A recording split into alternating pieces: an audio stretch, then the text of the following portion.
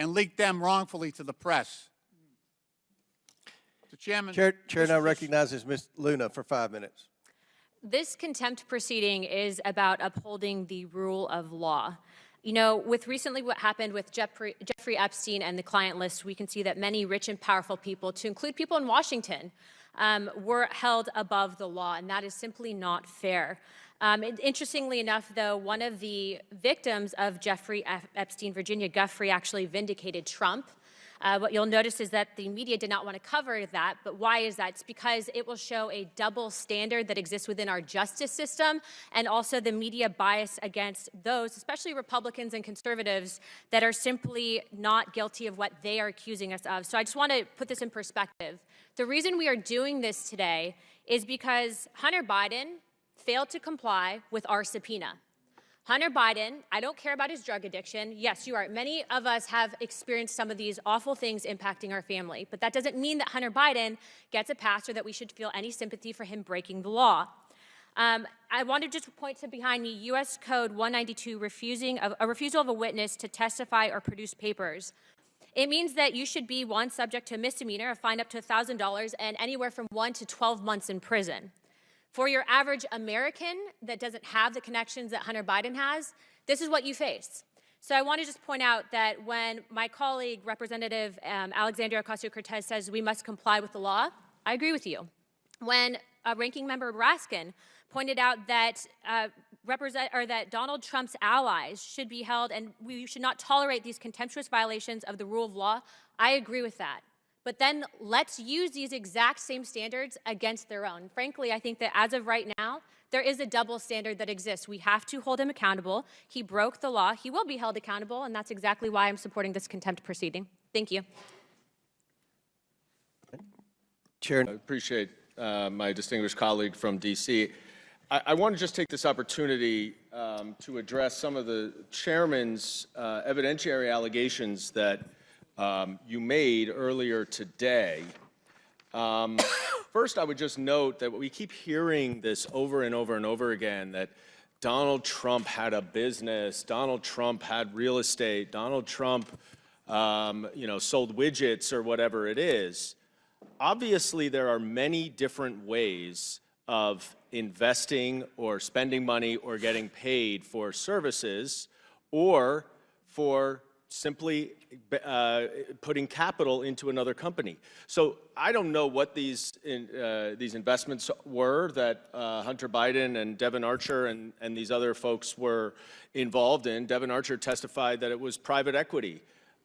That's a legitimate form of business to invest capital in other companies. Don't you believe we should get that question under oath? You got it under oath from Devon Archer, sir.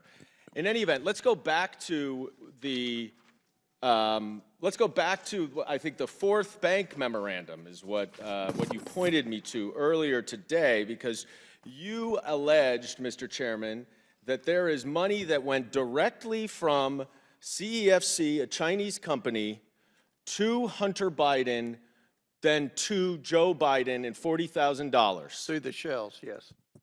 Oh, through the shells, You didn't say that. That you didn't say. So I went back. Well, you've had a hard time understanding what a shell company is, but anyway, go ahead. Well, you would know, wouldn't you? Oh, yeah. So that's right. Here we are looking at this Fourth Amendment. We have, well, I'll show this chart first because it shows how clear it is. You've got Chinese company going to Biden-China joint venture, going to a Hunter Biden individual entity, going to James and Sarah Biden entity, going to James and Sarah Biden personal bank account, going to Joe Biden. So that, I guess, is what is directly money from China to Joe Biden.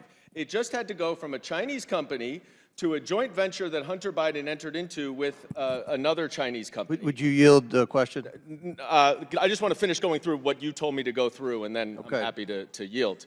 Then it went to Hunter Biden's personal company that he generally used for a variety of his business ventures. Then it went to another entity for James and Sarah Biden. Then it went to James and Sarah Biden. Then Jim Biden, almost a month later, sent a $40,000 check to his brother, the president, which said was for a loan repayment, and the same bank records where you got this from showed that a loan went from Joe Biden to Jim Biden. That's not true. So this is the kind of duplicity that we're talking about.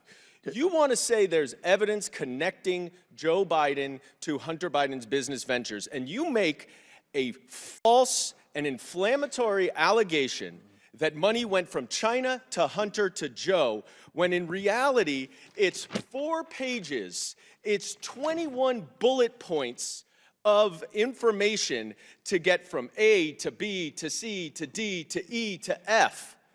There's no possible way that you could ever show that Jim Biden knows. This is my time, Mr. Chairman. There is no possible way Jim Biden you could ever prove under any circumstances that Jim Biden knew where that money came from. And you certainly cannot show with any evidence at all that Joe Biden would know that 1 month before, 6 different transactions earlier, somehow this money came from a Chinese investment that Hunter Biden had. You are desperate. You are misrepresenting the facts. There is no evidence. There's no evidence of Joe Biden's involvement in Hunter Biden's business interests. There's no evidence of Joe Biden's involvement in any Mann Act or prostitution stuff. Hunter Biden should be investigated by the Department of Justice, and he has been for 5 years. He is a private citizen. This is what you call an impeachment investigation to the President of the United States based on complete fiction and smoke and mirrors. There isn't a piece of evidence that links anything that Hunter Biden did to Joe Biden, and this is a complete sham. Your time's expired, and those accounts that they went through were depleted. It wasn't hard to trace the money. When there's not any money in the account, They don't. and He it doesn't have the passes bank through- records. No, No, but you have the bank records too. You all get every bit of no one who evidence we receives have. the money has the preceding accounts were bank depleted accounts that they records. laundered through. All right, order, Chairman. order. Who's Mr. Chairman. Miss Luna's Can I recognized. say something? Yes, you have No 5 minutes. one is above the law. Even if you think that he's innocent, he cannot defy a congressional subpoena. That's what this is about. People here, I'm sure on that side too, have family members that have gone to jail for probably less offenses. So why is he given this special privilege? We have no authority if you have the president's son who's sitting there doing illegal things. I mean, I know it probably doesn't make you feel good to defend the guy, but like, for goodness sakes, he's denied. He should be held accountable. At least bring him in and admit that. He should be held accountable by the Department of Justice, where he is being held accountable. Let him. He should be held accountable by the Department of Justice, but that is what we are voting to do, is to send that to investigation, because he denied and defied a congressional subpoena. Will the general yield? Wait, let me finish. If the DOJ doesn't uphold that, though, we have a serious problem in this country that this man is held above the law, and that is why we are arguing here today. We are trying to send it to the DOJ, but you're arguing against that. Yes, I yield. Thank you. Would you agree that members of Congress who outright defy subpoenas should also be held to the same standard? I believe that certain members are protected under the speech and debate clause. Some people here can probably school me on that. But aside from that, this is a serious investigation. There's been a lot of personal attack in this entire correspondence that we've had in the last, couple hours that we've been here. But what I will say is that Hunter Biden is not above the law. We want to send him to the DOJ, and we want to trust the DOJ to do their job. But right now, the American people have a serious distrust factor with the DOJ, and for good reason. So we would like to pass this, send it to the DOJ, and let's see if they'll do what they promised the American people they would do. I yield my time. Very good. Mr. Chair? Ms. Tlaib? Yes, thank you so much. I'd like to yield my time to the ranking member. Ms. Tlaib, thank you very much. I want to pursue the very interesting conversation that we began. The chair now recognizes the gentlewoman from Florida, Ms. Luna, for 5 minutes for her questions. Thank you. Ladies and gentlemen, what we are seeing play out right now is massive propaganda. If I can just read these deportation numbers to you roughly. During the Obama-Biden administration, with no resistance, there were over 5.2 million people deported. And under Trump, with heavy resistance, not just from members of our own party, this House, but also the media, he roughly deported about 2 million illegal immigrants. And now with the Biden-Harris administration, we have a massive open border crisis, which, mind you, they ran on that entire platform in 2020. But I don't hear calls about xenophobia or racism, not from the party that wants to blanket label Republicans that do embrace family separation for the pure fact that we don't want kids put into the hands of traffickers. No, they are completely silent on that because of their allegiance to Biden. According to some members of their own party, though, if we don't allow illegals, we will have vegetables rot in the fields. If I can please have the oversight staff please play the first video.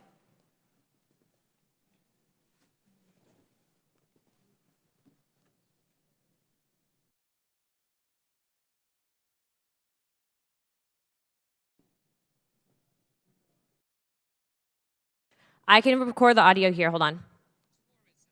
Construction, agriculture. I mean, you're going to have vegetables rotting in the fields. You're going to have construction sites that will lie dormant. Mr. Human, according to the Oxford Dictionary of Prejudice, a preconceived notion or opinion that is not based on reason or actual experience, would you consider that to be a prejudice statement?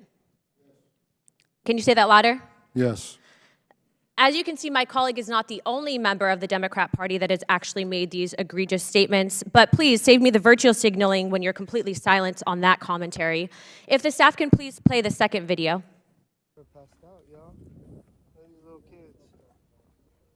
¿Usted con quién viene, caballero? Solo. ¿Usted solo con la ¿Y la mamá? La mamá me abandonó. ¿La mamá qué? Me abandonó. Christy, come here. Every single city is a border town city. So, remember I told you guys that they're going to say that? Yep. ¿Qué le pasó a la mamá? Me abandonó, los dejamos pues separamos. ¿Te abandonó? Sí, soy ¿Y te dejó a los dos niños? Sí. Okay. ¿Y cuántos años tienen los niños? Él tiene 4 y ella 3. 4 and 3 years old. And he says that his wife abandoned him and she left him the 2 kids. Going back to a statement that Mr. Breer had made, you talk about intentional trauma and that the Trump administration caused intentional trauma by separating these children from their quote-unquote parents. The fact is that, one, we don't know if these people are really... Why are you laughing? Mr. Breer, why are you laughing? Because you said quote-unquote parents, as if they weren't really their parents. You have no idea. Not only have you not been to the border... I do have an idea. Hold on, I'm not done. I'm not done. You have no idea if these people are their intentional parents or not. Oh, yeah. You have no idea. That's exactly why we do family... Really? Are you psychic? No, have you won the lotto, Mr. Breer? I don't think you have. Read the Office of Inspector General report on family separation. You have no idea what you're doing, and you are hurting these children. The reason why we want family separation until we can confirm if they are the actual biological parents is because these kids are being trafficked. As a father, that is Excuse me, I'm a mother. We can go back and forth, but I'm done talking to you because what you did was destructive. Now, going back to what I just showed you right there, you have no idea if that person or that individual is that parent.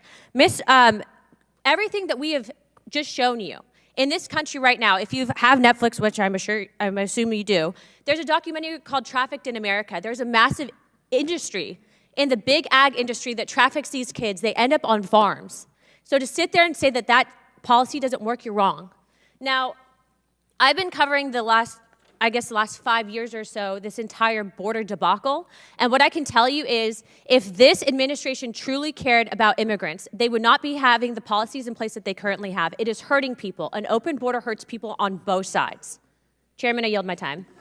Is Ms. Luna from Florida for 5 minutes. Mr. Parnas, I want to read to you a few quotes from a letter that you wrote to the House Oversight Committee. First, you said that I will remind you that Solcheski's answers are in the report that the House Oversight Committee published. In this document, he stated that Hunter Biden was never asked or assigned to speak with anyone in the U.S. on behalf of Burisma.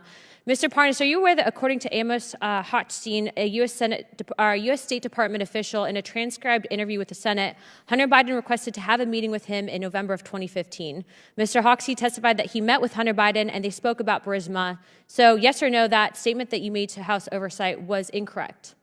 The statement was correct because that statement. Yes or no? The statement is coming So are you from the saying yes, words it of was? CEO Burisma. It's directly This was his conflicting with answer. This was testimony. not- Next question. Rep, that was not There my were no answers. political Those are or answers lobbying from the firm CEO efforts on behalf Burisma. of Burisma in your statement that you made to House Oversight. Mr. Parnas, are you aware that Burisma's engagement of Blue Star Strategies, which was a lobbying firm that was lobbying the U.S. government on behalf of Burisma, and Mikola Slocheski, and according to Sally Painter and Karen Termitano, the heads of Burisma. So that statement, again, that you wrote to this committee was incorrect, yes or no? No, you're incorrect because No, like I that said, is incorrect. no, You're directly conflicting with that. My final question for you, Mr. the answers were Parnas, given is by, next not you by wrote that me, nobody by from the CEO company of Burisma. Burisma has ever spoken to Joe Biden. It's okay, Chairman, I got him.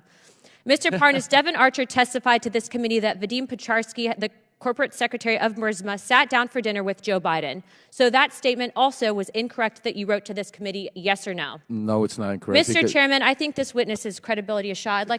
I'd like to give the remaining of my time to the amazing representative from Florida, Representative Matt Gaetz. It is considered as read. I reserve a point of order. The gentlelady from Florida, Ms. Luna, is recognized for 5 minutes to explain the amendment.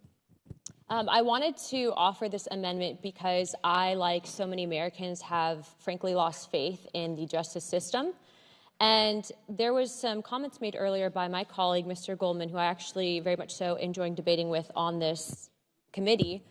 He said that oversight did not have authority in regards to contempt proceedings. And during my time off for maternity, after I was told that I could not vote, I actually spent that time reading the House Rulebook and Manual. And there's something that hasn't been used since the early 1900s called inherent contempt of Congress. It's actually something that any one individual member reserves as their right and authority in the House of Representatives. And the reason why we're here today is because the Attorney General thought he was above the law and did not comply not just with one subpoena, but with two subpoenas. Those are subpoenas from both Chairman Jordan and Chairman Comer. I want to read this to you because ultimately, if in 10 days the Department of Justice does not do their job and hold the Attorney General responsible, just like they would any other American, I think that it should be our job in the House of Representatives to bring an inherent contempt proceeding against the Attorney General, of which I've already filed that privilege motion over a week ago.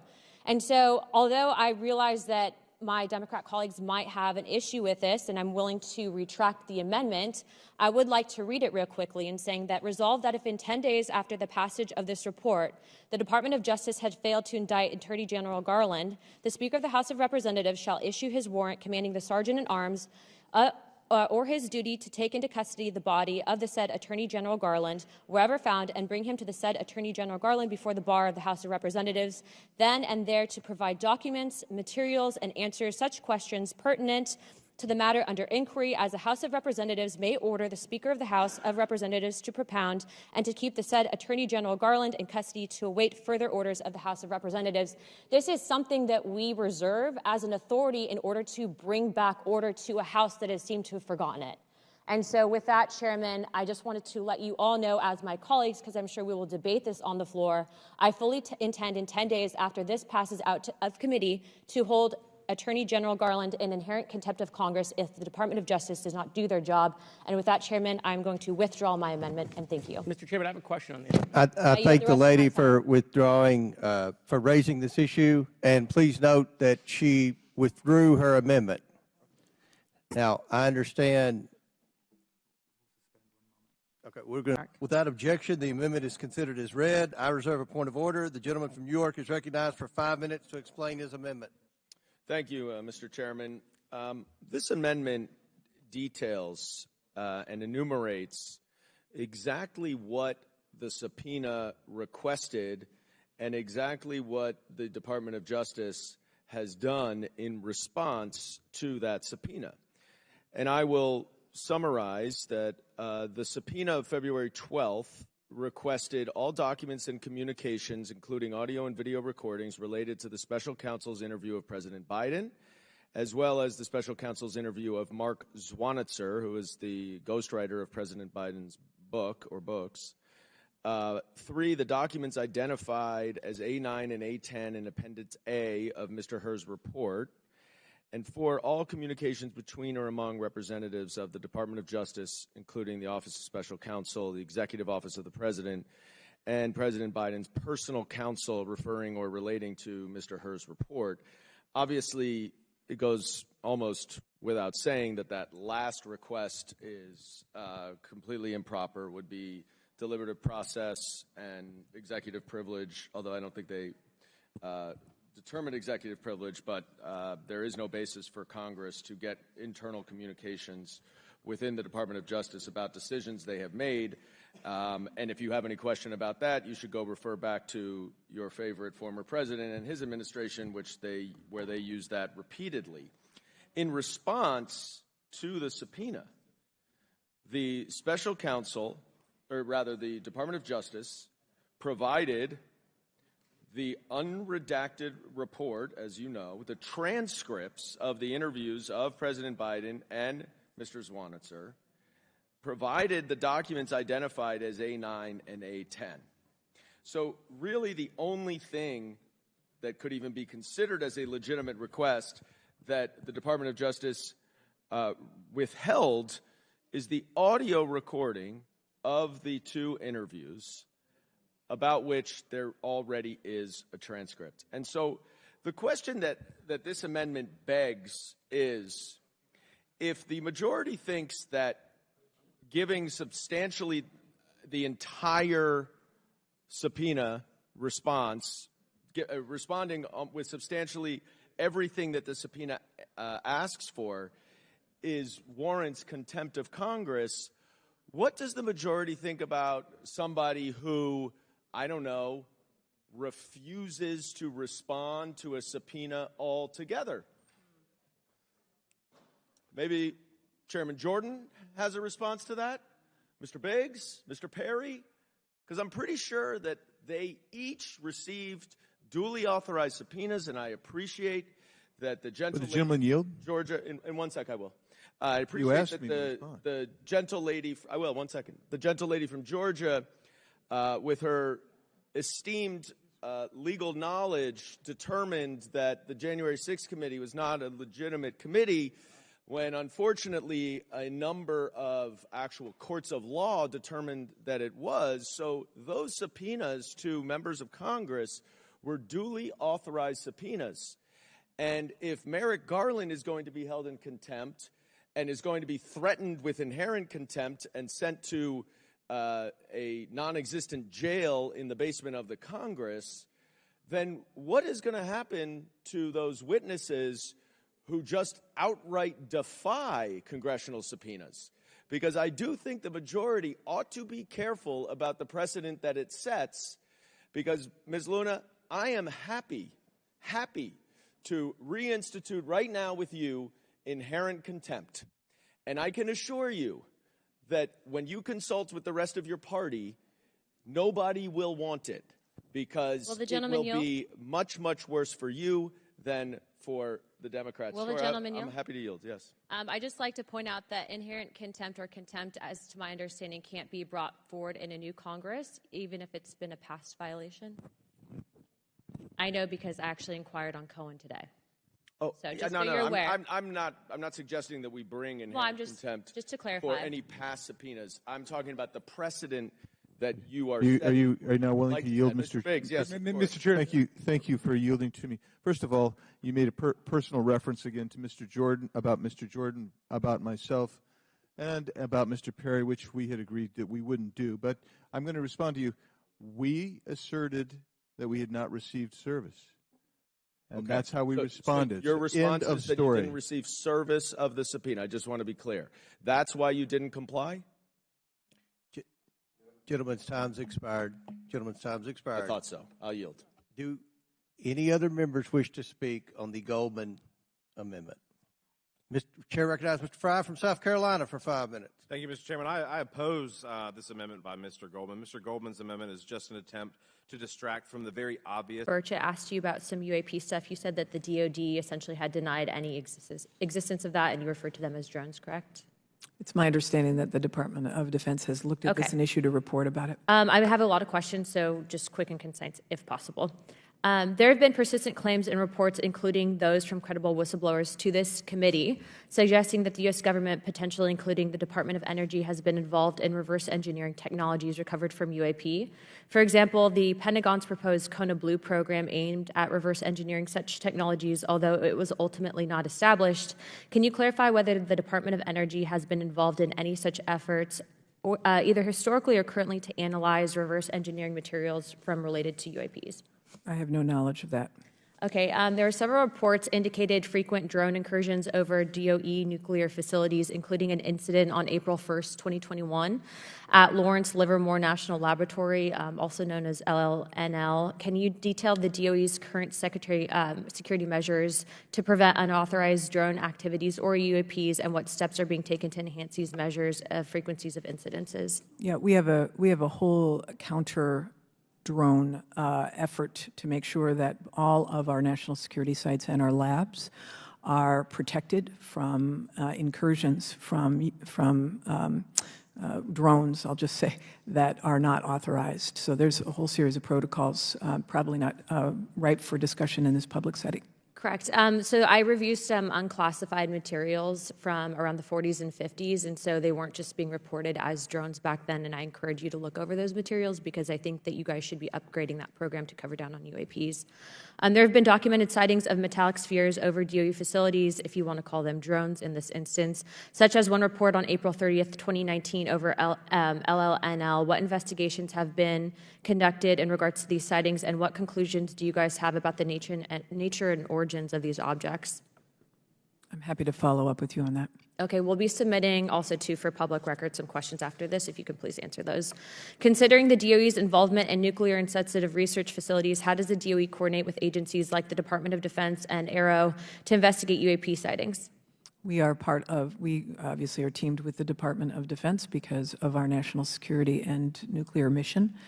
Are you able to cite any specific investigations or shared data analysis efforts? I don't have information on that. Okay. As of right now, again, we'll be submitting some questions for you after this, but I hope that you guys can answer those in a timely fashion. And again, for those that might be tuning into this, I would encourage you to look at some of those unclassified materials, and we'll be happy to provide your office with that. I'll just follow up by one other question, I guess, to close it out. Does the DOE currently work with JSOC in order to handle security measures? We work with all of the security entities around the federal government. We're part of an overall all-of-government effort on both cyber as well as national security. Do you guys work with JSOC? Yes or no? Yes, we do. Okay.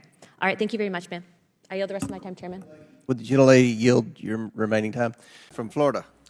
Director Sheetal, can you please give me the names of the individuals who are in charge of your con-op for the rally? I'm not going to release names. Can you give me the today. titles? And how many individuals? No. Nothing? We had a full advance team that was responsible for advancing How many the site. people are the final approval authority? There are a number of people Can you that give me a are number? engaged in approving Can you the give plan. me a number? No, I do not have Okay. a firm number. Can you just confirm whether or not, I understand this is an open investigation, but in order to dispel conspiracy theories, have you guys been able to subpoena the shooter's Discord records, or has the FBI, to your knowledge? I believe that the FBI is working on those. Okay. Is it factual to say that you have not ruled out that the shooter was working with other people or persons? Again, the FBI is conducting the criminal investigation into the shooter. Can you, at least in an effort to dispel conspiracy theories, can you confirm or deny that? At this time, we do not have that there were any other people engaged. So you believe he was acting alone? I do. Okay. Have you been made aware of multiple eyewitness reporting that there was a second shooter on a water tower? I do not have any information related to any second shooter. Okay, the reason I asked that is because according to testimony from multiple witnesses, they did report that. And again, to my understanding, there were over 40 sniper teams that were briefed by the Butler ESU. And I want to make sure that people are aware, if you're saying that there's not another shooter, that we are able to clear that information, because from this whole entire briefing, it doesn't seem like much information has been able to get out to the American people. So I'm trying to dispel rumors, as I'm sure you understand. Was it true that Secret Service was present at the Butler ESU briefing? There was a briefing between the counter sniper teams that were working on the ground. Was Secret Service present? Yes, to my knowledge. Okay, I want to read you a report from people that seem to be throwing you under the bus and stated that they were in attendance and that Secret Service was not in attendance at the security briefing, according to individuals with knowledge, to also include that the AGR building where the shooter Thomas Matthew Crooks was located was actually not a part of their security perimeter for that. So there was not Secret Service present.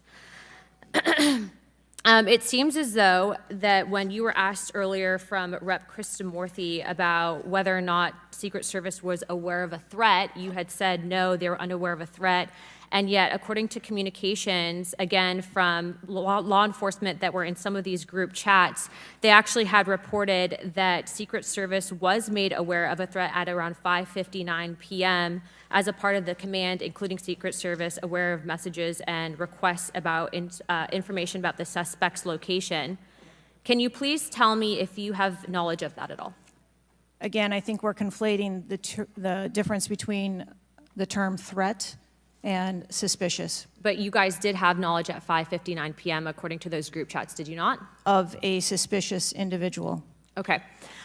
Chairman, in my opinion, according to some of the testimony today, I feel that you have perjured yourself in some instances, and so I'm going to ask for a full review of the transcripts by staff, and if you find that to be the case, I do ask that you bring perjury charges against the director.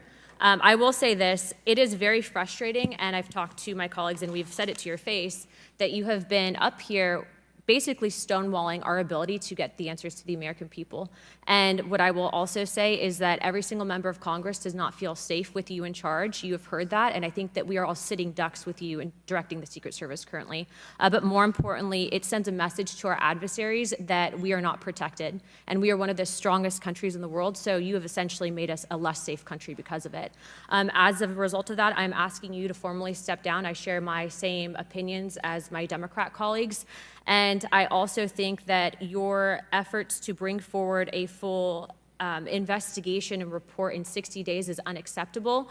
And as a result of that, I'm going to do everything in my legislative toolkit to ensure that that happens sooner rather than later. And I'm sure that you know that we brought a vote on inherent contempt against Garland for essentially blocking a congressional investigation, and I don't think that you should be any different. So I will say that I am just completely disgusted by your performance today, and I understand that you're probably in a position where you're being told not to testify, which is why we had to subpoena you. I think that goes back to Garland. But again, that is part of the flushing that we need to get out of Washington, and I would be happy to assist in that process. Chairman, I yield the rest of my time. Chair now recognizes Mr. Langworthy from New York. Thank you very much, Mr.